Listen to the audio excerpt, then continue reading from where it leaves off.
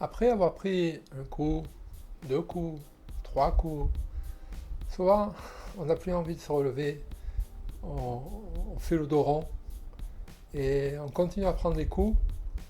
Et même si les coups s'arrêtent, on est, euh, on est cassé. Alors évidemment ça s'applique physiquement, lorsque ce shalom il y a une bagarre, il y a une lutte comme ça physique entre deux ou plusieurs individus.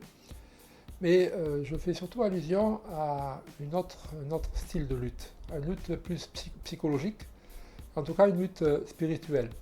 Lorsque on essaie d'avancer vers Hachem et on soit un coup, deux coups, un échec, deux échecs, ça peut être à une porte qu'on a tapé, personne ne nous a répondu, ou on nous a renvoyé, pas d'une manière très polie, on a essayé autre chose, ça n'a pas marché, encore un autre échec.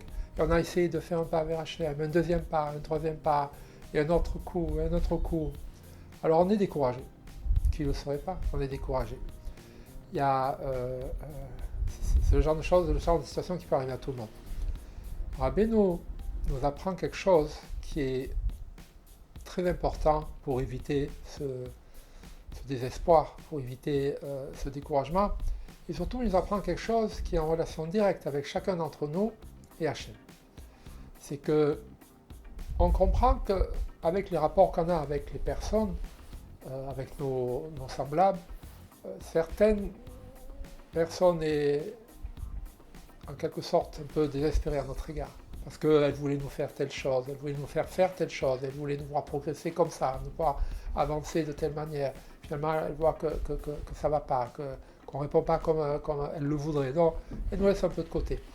Après, c'est à nous de savoir ce qu'on fait avec ça, mais on peut éventuellement s'arranger dans la vie de tous les jours.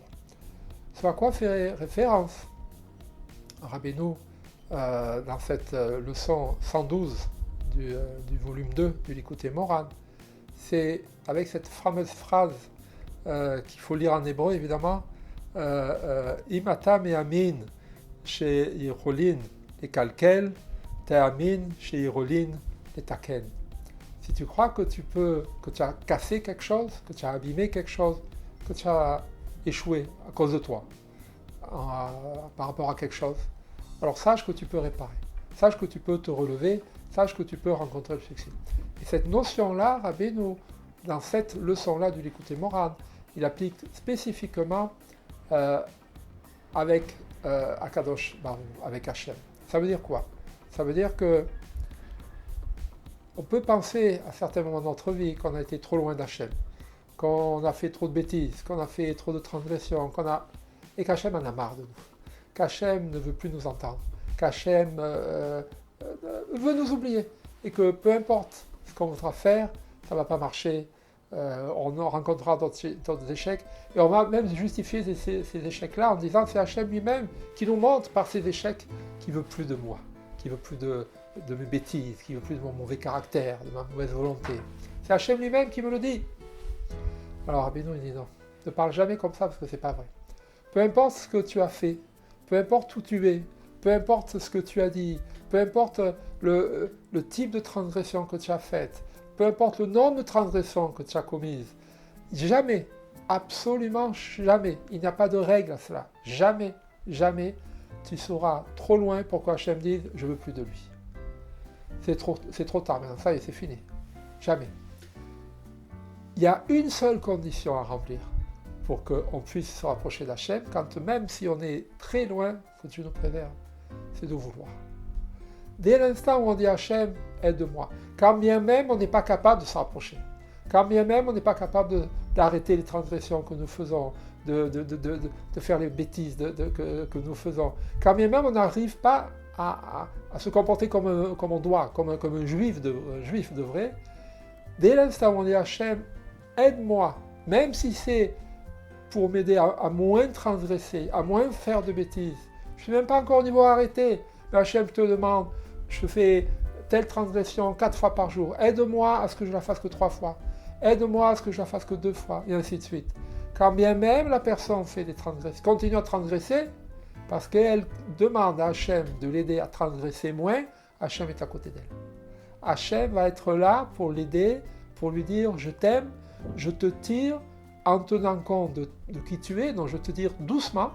Je ne peux pas apparemment te tirer du jour au lendemain des transgressions dans le domaine des mitzvot et du monde de la Torah et ainsi de suite.